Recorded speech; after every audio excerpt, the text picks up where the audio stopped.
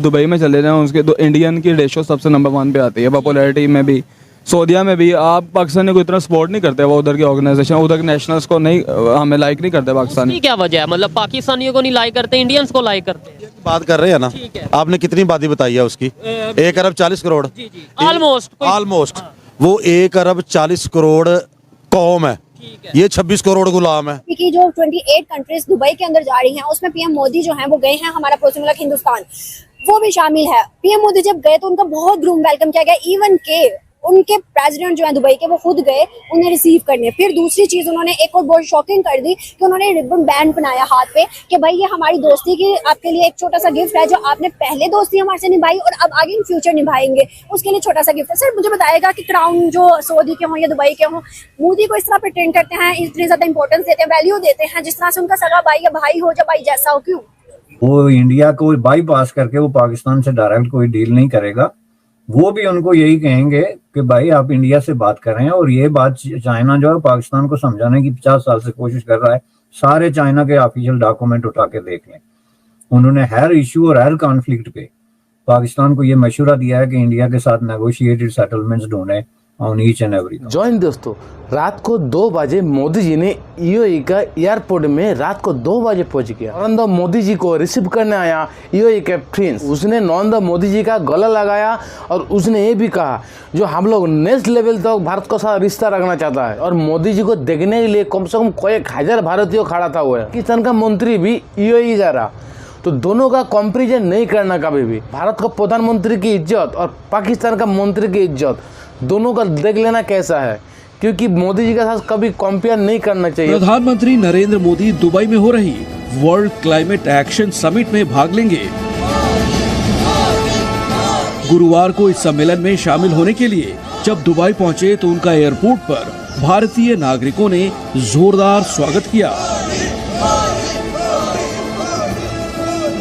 प्रधानमंत्री मोदी के स्वागत में दुबई एयरपोर्ट पर जन सैलाब उमड़ पड़ा। जो सऊदी के हों या दुबई के हों, मोदी को इस तरह प्रिटेंड करते हैं, इतनी ज्यादा इंपॉर्टेंस देते हैं, वैल्यू देते हैं, जिस तरह से उनका सगा भाई या भाई हो, या भाई जैसा हो, क्यों? देखें, इसके लिए तो आपको क्वेश्चन में ही आपका आंसर है कि वो जो हमारा पड़ोसी मुल्क है उसकी जो इकानमी है वो हमसे देखे कितनी, वो वर्ल्ड की जो है 5th लार्जेस्ट ग्रोइंग इकानमी है। और अगर आप बात करें IMF वगैरह की, तो पाकिस्तान IMF के कितने अब तक जो ले चुका है, फंड कितने ले चुका है, और हिंदुस्तान ने 2000 के बाद IMF से एक मरतबा भी रुजू नहीं किया कि हमें पैसों की जरूरत है। उसके अलावा जो मेरे ख्याल में सबसे बड़ी बात है वो इससे नफ्स की है, जो सेल्फ रिस्पेक्ट है ना, वो मोदी में है, जो कि हमारे लीडर्स में बिल्कुल भी नहीं है। वो जाते हैं तो जाके कहते हैं कि हम मांगने नहीं आए हुए, मैं यहाँ पे मैं मांगने नहीं आया हुआ। तो जब आपने जाके अपना इंट्रो ये करवाना है टर्की जैसे ममालिक में, तो फिर मेरे ख्याल में फिर यही जो है ना वो सर्कमस्टांसेस और कॉन्सिक्वेंसेस ऐसे ही होंगे। मोदी में किस तरह की खुददारी है? लाइक उसको आप सेल्फ रिस्पेक्ट भी बोल सकते हैं और आप उसको किसी तरह ना हकार भी बोल सकते हैं, क्योंकि वो बहुत ज्यादा हद तक ना अपने आप में रहता है। अगर आप वर्ल्ड कप की बात करें तो रिसेंटली अभी वर्ल्ड कप हुआ है जो इंडिया और ऑस्ट्रेलिया में फाइनल हुआ है, तो वो जीता है ऑस्ट्रेलिया, और जो मतलब कि ट्रॉफी देनी थी वो मोदी ने देनी थी। तो अभी इंडिया हारा हुआ था फाइनल में, मोदी गया, उसने जाके कोई बात नहीं की, पैट कमिंस को उसने ट्रॉफी दी है और खुद वो चला गया। तबकी भी दी थी? तबकी नहीं दी है उसको, ऐसे किया था, मतलब बस एक जो है ना सरसरी सा वो चला गया, वो पैट कमिंस वैसे ही वहां पे खड़ा हुआ है। तो वो अपने आप में रहता है, और यही जो हरकत है ना वो उसकी मेरे ख्याल में लोगों को पसंद आती है। जो बाकी ममालिक भी चाहिए ना, मतलब देखें तरह तरह के लोगों को तरह तरह की जगह पे जाके खुद को प्रिटेंड करवाना कि भाई मेरे मुल्क के लिए 2 बिलियन दे दो, 1 बिलियन दे दो, 1 मिलियन दे दो, मतलब इस तरह का पीएम हो तो फिर उस कंट्री की क्या इज्जत होती है? मेरे ख्याल में तो आप यही कह रहे हैं, यही मैंने आपको पहले कहा कि ऐसे ही होएगा जब तक ये इनको पता नहीं ना चलेगा कि हमारी जियोग्राफिकल लोकेशन क्या है, हमारे पास रिसोर्सेज क्या हैं, उसको जब तक इन्होंने प्रॉपर जो है ना यूज नहीं ना करना, तब तक इनका यही असर रहेगा। अभी आप अगर इंडिया की IT कंपनी देखें तो वो पूरी दुनिया में जो IT कंपनी है वो इंडिया की फेमस है। इसके अलावा उनकी इकॉनमी भी आपको पता है जो है वो वर्ल्ड लार्जेस्ट ग्रोइंग इकॉनमी है। इस वक्त वो 3rd पे चले जाएंगे ये बाय द एंड ऑफ 2024। तो इसलिए वो सबको उनके साथ इम्पोर्ट और एक्सपोर्ट को अपनी कंटिन्यू रखने के लिए उनके साथ ऐसा करना पड़ता है।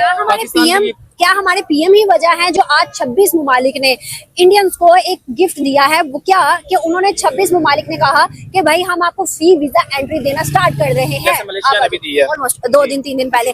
26 मुल्क हो गए हैं और हम देख लें तो हम रोते रहते हैं, पैसे दे के भी हमारे रिजेक्शन लग जाती है अपने घर में बैठे। आप ना अब मुझ पे रहम करें, रात को मुझे काले वीगो ने उठाने आ जाना है। अब आप ज्यादा कर रही हैं, मैं बोलना नहीं चाहता। सच्चाई है, मुझे लगता है फ्रीडम ऑफ स्पीच है, इतनी तो है नहीं, यहाँ पे डेमोक्रेसी जो है ना वो बिल्कुल भी नहीं है। आप देख सकते हैं एक डेमोक्रेटिक लीडर जो है वो अभी तक जो है वो हवालात में बैठा हुआ है। तो मेरे ख्याल में जब वजीर आजम का ये हाल हो सकता है तो हमारे जैसे बंदों का क्या हाल उस पे ना बोले, आपको कोई नहीं उठाएगा। नहीं।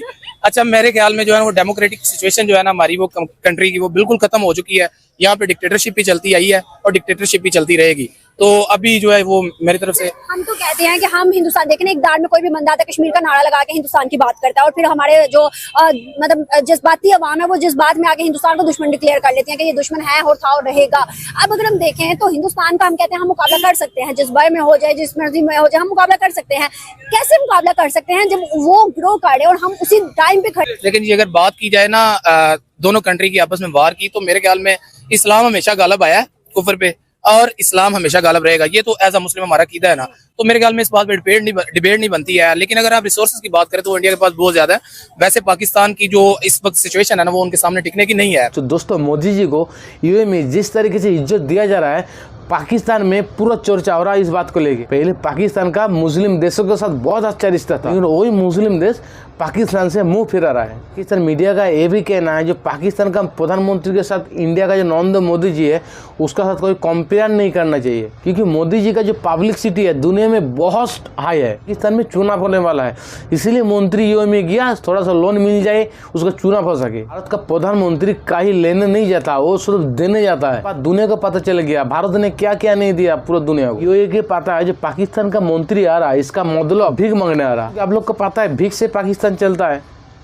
पाकिस्तान का जो क्रिकेट बोर्ड है वो भी लोन में चलता है। पाकिस्तान की जो इकोनॉमी है वो भी लोन में चलता है। दोस्तों, आप लोग अगर ऐसा वीडियो देखना चाहते हैं, वीडियो को लाइक, कमेंट, शेयर और सब्सक्राइब कर दीजिए। मिलते हैं नेक्स्ट कोई वीडियो।